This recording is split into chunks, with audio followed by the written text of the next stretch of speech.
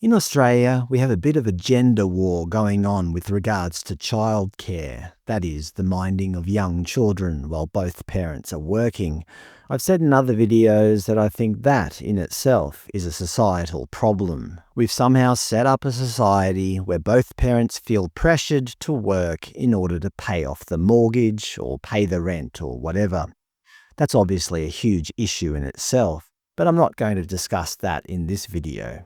So let's accept that in modern-day Australia, at least some families feel they have to leave their young children with a childcare service, which obviously involves a lot of trust. Trust that the workers are properly vetted, providing a safe and nurturing environment, and aren't going to abuse your child. I'd say that last one is probably the most important. Unfortunately, in recent months, that trust has been thoroughly broken. Take, for example, the recent case of 26-year-old Melbourne man Joshua Dale Brown, with 9 News reporting early in July, childcare worker charged with more than 70 child sex offences in Melbourne. These are, of course, the most heinous of crimes, and if found guilty, he deserves to be punished to the full extent of the law. Despite his alleged offences, his abuse somehow went unnoticed as he worked in 23 childcare centres across Melbourne, according to the ABC. The second man, Michael Simon Wilson, who police allege is known to Mr Brown but was not a childcare worker, was also charged. Apparently, we have to blur this guy's face. The ABC reported, second man charged after Melbourne childcare worker accused of 70 offences. Mr Wilson was charged with serious offences, including bestiality. Cue the outrage and moral panic. Due to this high-profile case, some parts of the media and society started to focus on the gender of the accused and question the role of males in childcare. The Conversation reported, parents are feeling anxious about men in childcare centres. 7 News, Inspire Early Learning bans male workers from changing nappies. 9 News, Survivors Advocate calls for restrictions on men in childcare sector. There are calls for men to be banned from working in childcare centres. The Daily Telegraph, how parents are enforcing their own childcare man ban. Sydney parents are refusing to let male childcare workers look after their children. It seems that, for some, if one man commits a crime, then all men are guilty. And that obviously isn't fair at all. Let's take this to its logical conclusion. Doctors and other medical staff work with children every day. Should we ban male doctors? Teachers, obviously, deal with children in the classroom. Shall we ban all male teachers? What about sporting coaches, lifeguards, youth workers, police, psychologists, photographers? Heck, a plumber might have to change a pipe near a child's bedroom. Better ban male plumbers too. It seems the ultimate goal for some is to simply remove all male role models from society, just because there's a slim chance one might commit an offence against a child.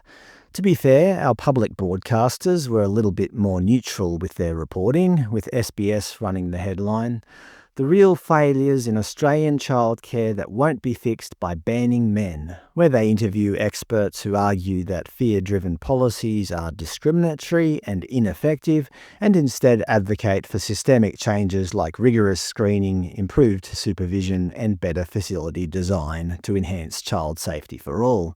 The ABC offered at least one article somewhat defending men, reporting, "I felt that judgment. Male childcare workers now worry about their jobs," where they emphasise systemic failures in child safety rather than a blanket risk posed by all men. Of course, we all rationally know it's not just men committing offences, even in childcare.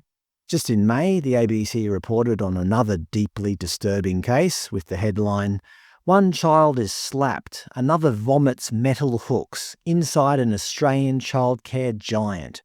The article highlighted a warning, distressing vision video showing a laughing childcare worker repeatedly slapping a baby girl, and while the report didn't specifically mention the gender of that worker, the video clearly shows she was female. The same ABC article also detailed another recent case where a mother said she picked up her 17-month-old son and immediately knew something was wrong. She said when she got home, her son was lethargic, staring into space, and did not want dinner. The next day, his arm had swollen to twice its normal size, so she took him to hospital for some tests. At the hospital, scans confirmed a spiral fracture, an injury that can be caused by forceful twisting, which can snap the bone. And that wasn't all. The report also included CCTV that captured a female worker dragging a toddler by the arm, describing the scene as an educator forcefully grabbing the wrist of a child, dragging them backwards and causing a dislocation of the elbow, requiring medical attention. Now, I don't recall anyone calling for all female childcare workers to be banned in response to these incidents, do you? The ABC, our public broadcaster, seems to be attempting neutrality here. However, consider their reporting just today, 17th of July. A headline read, "Brisbane childcare worker charged with indecent treatment of 4-year-old." And what's the very first line? "The 21-year-old man." They immediately make his gender known. Now contrast that with an article from just yesterday, 16th of July, where they reported 2 Sydney childcare workers charged with assault of toddler. Notice anything missing from that headline, or even the first paragraph? No mention of gender. It's only much later in the article that they eventually state, a 42-year-old woman was charged with assault occasioning actual bodily harm and common assault, and a 32-year-old woman was charged with common assault. So the gender was mentioned eventually, but certainly not with the same urgency. And finally, I'd just like to mention this ABC article titled, "Fast-tracked childcare courses are putting Australian children at risk." It reveals that Southern Cross University, for example, is offering a 10-month graduate diploma in early education. The report states that the majority are international students, some are men in their 40s and 50s, with backgrounds in fields like IT, engineering and finance, not early childhood education or teaching.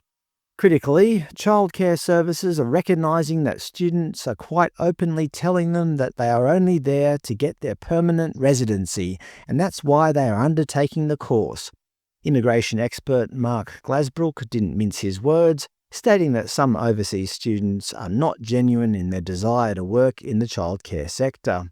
He warns, "It should concern every Australian that we have people coming into Australia on student visas that are studying courses just to use that pathway to get permanent residency." He even noted that some applicants openly admit they have no interest in early childhood education and simply want to know which course is most likely to get them permanent residency. So why are universities offering such shortcuts? While the article doesn't explicitly state why, it does offer a clue. At $25,000 per student, that's around $150 million in fees. Yes, it certainly seems that money is triumphing over child safety. From everything we've seen in this video, I believe the path forward is perfectly clear. The conversation in Australian society and our media needs to stop being about the gender of childcare workers. Instead, it must and should be about the childcare industry itself, because what's glaringly obvious are the fundamental systemic failures that demand immediate attention for the sake of every child in their care.